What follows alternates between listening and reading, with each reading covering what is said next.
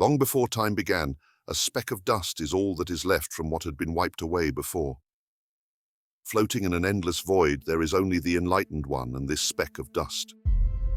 Until inevitably they will meet, and the nose unleashes all of creation upon the void. Out of the sneeze came the galaxies and planets, with one in particular at the center of it all. A never-ending universe was created, with one planet special out of the infinite bunch. This planet was created in the image of the Enlightened One, with the plants, animals, and humans taking after the great divine being that had created them. These humans were all based on the size of their noses, which brought them closer to the Enlightened One. The beings, in their hubris, attempted to elongate their noses artificially against the wishes of Ceja, who believed they had strayed away from the will of the nose. There was one more person, other than Ceja, who could speak through visions of the Enlightened One. His name was Sneezus Christ. He believed he was the son of the Enlightened One. He ended up being sent to death by the rich merchants who controlled the old society for being a threat to them. But before death, he had his nose removed and burned. This is the root of one of the practices used in the religion. It is believed by them doing this to Sneezus, he was able to resurrect days after his death. In order to return to the cycle of life and death, a priest, who is the closest to the Enlightened One, will cut off your nose after you die and burn it to return your soul to the dust that will eventually restart all of creation, and you will be reborn. All life is treated sacred as you represent the Enlightened One, even non-human life. So most wildlife often isn't eaten other than fish, birds, or cow. It's said Ceja was asked to have them on the ark for all to feast on during times of celebration. Before the Enlightened One made their presence known, the civilization was misguided by a family of merchants that took control over the world by growing their wealth as well as followers. This family made it impossible to thrive in society, hoping to keep their people struggling for generations. The only way to live under these merchants was if you were related to one, making it impossible for a social order to be created. The Enlightened One can sense and see all, and noticing the great confusion of this civilization angered them. So they made their presence known. Portraying themselves in the sky for all to see, the people of the world immediately went into a panic, sparking the great riots that caused people to rush to the family's castle to destroy it. As the people battled with their leaders, the Enlightened One started to grow some followers from the impact of their presence. A small family of 5, to be specific. Ceja, who was a carpenter who helped with a lot of the early construction of the civilization, began to pray with his wife and children. He was receiving visions to build a boat and save the world, with 2 of each animal being passengers in that boat, along with his family. He called it Ceja's Ark. It held smelephants, smellfish, rhinoces, all you could think of. Initially confused by the request, his questions were quickly answered with a storm that rained for 6 months, covering the world in a pool of snot. He knew the mission he was given: to restructure a civilization where everyone can live for the God that saved his life, where dedication to Enlightened One is the way to experience a happy life. Thousands of years passed with the civilization growing to what we are looking at today, with the Enlightened One still over the sky, watching over his creations. Now my friend shall take you down on a journey into what this civilization has grown into. The societal structure of the civilization is quite interesting to historians, as it's meant to bring order, peace, and stability, classifying the people into different sections of hierarchical structure. The church acts like the government of society, which takes after the ideas of socialism.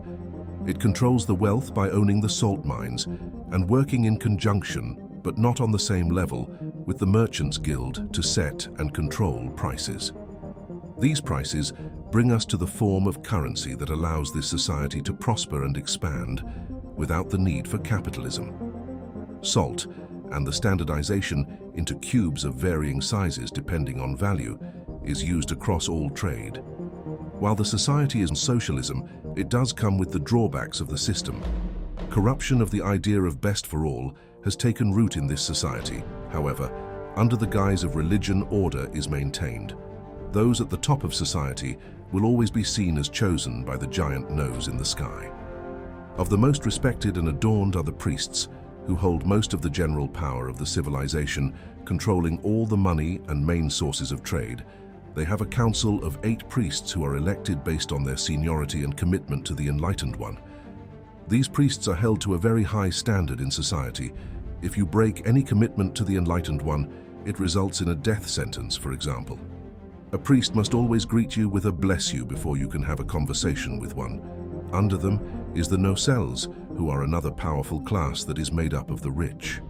They are the biggest supporters of the church, and because of this, the council has taken away certain taxes from this class and thrown them onto the poor classes, allowing the rich to get richer. Under the nosels, you have all your public workers that take up the police noses, medical noses, and fire noses. Though their duty is very important, the higher classes do not view it as so, since they serve the people instead of the Enlightened One. And then finally you have the peasant class, whose people were essentially born to suffer. Being born into this class was viewed as good as a prison sentence, because you were in for a life of famine, long hard working days, and poverty. When born into this class, it is hard to make it out, with only a handful of peasants being able to make their way into the nosel class, and only one peasant in all of civilization history made it into the Council of Priests. Even though there are a lot of people who aren't happy with the current societal structure, peace is maintained in civilization, with the last big riots over 1500 years ago. Now let's talk about some of the geography and daily living practices that the citizens of this society partake in. The largest mountain in the area was carved into a nose by the ancient people of this civilization, and on top lies the church. The church was built as a safe place for the priests and priests only.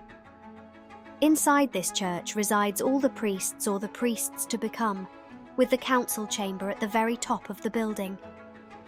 Through the nostrils are tunnels that only the priests know how to guide, with everyone who entered who wasn't a priest to never make it back out of the tunnels, assumed to be lost. Daily living practices are quite simplistic for a majority of citizens, with the more difficult tasks being held in the merchant guild and the church. All the people start their day in relatively the same way when they wake up with an immediate prayer. Farmers begin their day tending to the fields, workers start their shifts, and priests start praying.